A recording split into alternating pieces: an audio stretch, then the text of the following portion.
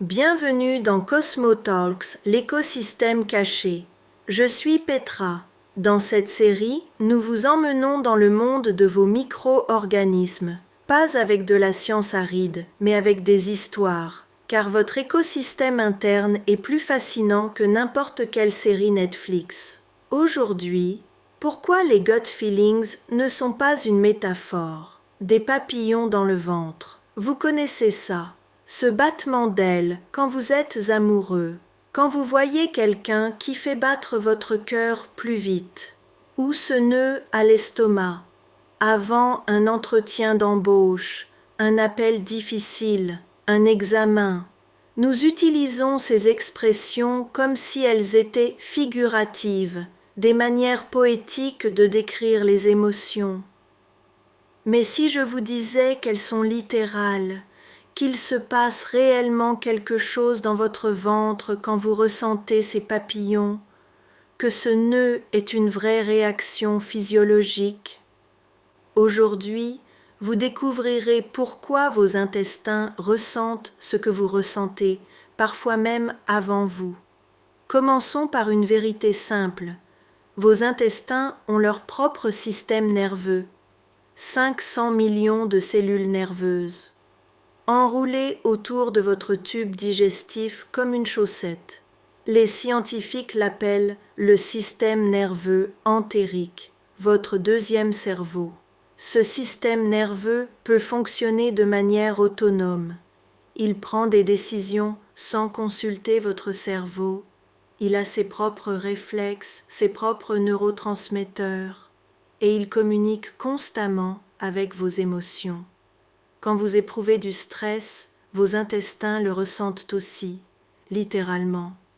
Les hormones de stress, comme le cortisol, atteignent vos intestins et modifient la motilité, les mouvements de votre paroi intestinale.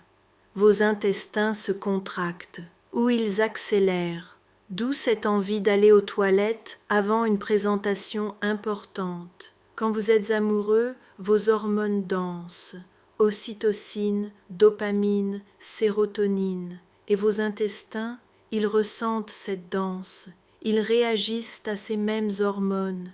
Les papillons que vous ressentez sont de vrais signaux nerveux, votre système nerveux entérique qui réagit au cocktail chimique de l'amour.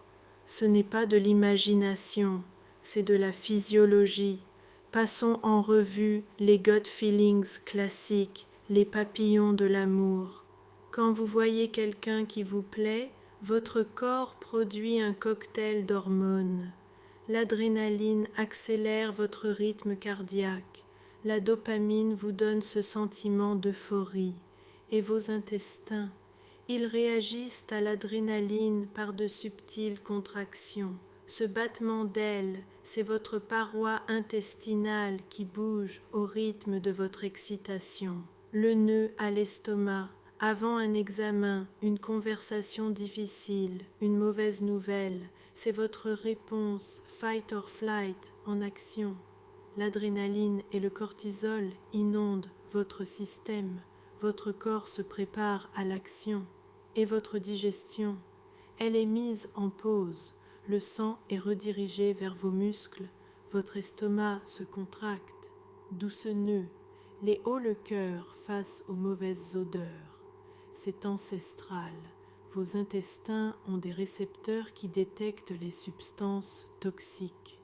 Quand vous sentez quelque chose qui pourrait être dangereux, du poisson pourri, de la viande avariée, ces récepteurs déclenchent un réflexe de vomissement. Vos intestins essaient de vous protéger. Ils vous avertissent, ne mange pas ça. La nausée du stress. Le stress chronique perturbe votre motilité intestinale. Les vagues normales qui poussent la nourriture sont déréglées. Le résultat, nausée, sensation de ballonnement, inconfort.